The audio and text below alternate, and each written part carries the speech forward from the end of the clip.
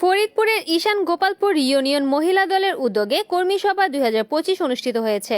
এই উপলক্ষে আয়োজিত অনুষ্ঠানে প্রধান অতিথি হিসেবে উপস্থিত ছিলেন ফরিদপুর 3 আসনের এমপি প্রার্থী, ঢাকা মহানগর উত্তর বিএনপির সদস্য সচিব ও তৃণমূলের জনপ্রিয় নেতা চৌধুরী নায়াব ইউসুফ। বিশেষ অতিথি হিসেবে উপস্থিত ছিলেন ফরিদপুর জেলা বিএনপির সিনিয়র সহসভাপতি নুরুজ্জামান চৌধুরী পঙ্কজ এবং জেলা বিএনপির সদস্য শাহিদ পারভেজ জাকির। ঈশান গোপালপুর ইউনিয়ন মহিলা দলের সাধারণ সম্পাদক সোনিয়া বিথি লিপির সভাপতিত্বে বক্তব্য রাখেন গোপালপুর ইউনিয়নের বিএনপির সাংগঠনিক সম্পাদক শেকেন বিশ্বাস, ছাত্রদল নেতা ইমন বিশ্বাস সহ বিভিন্ন ওয়ার্ড বিএনপি নেতৃবৃন্দ। সভায় বক্তারা শহীদ প্রেসিডেন্ট জিয়াউর রহমান, দেশনেত্রী খালেদা জিয়া ও বিএনপির ভারপ্রাপ্ত চেয়ারম্যান তারেক রহমানের নেতৃত্বে গণতন্ত্র পুনরুদ্ধারের আন্দোলনকে আরো বেগবান করার আহ্বান জানান। কিন্তু আপনারা ভোট দিতে পারবেন।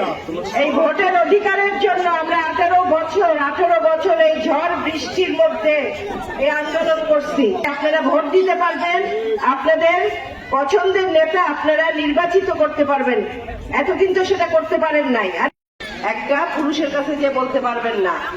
তাই আমি আশা করব আপনারা আমার পাশে থাকেন, আমাকে ভোট দিয়ে এমপি করেন।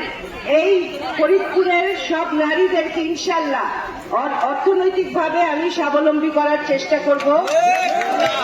আপনার সন্তান সন্ততির পড়াশোনা, লেখাপড়া এবং কর্মসংস্থান, এগুলো সব দায়িত্ব আমার। রিপোর্ট করেছেন ফরিদপুর প্রতিনিধি শরীফুল ইসলাম, NN TV।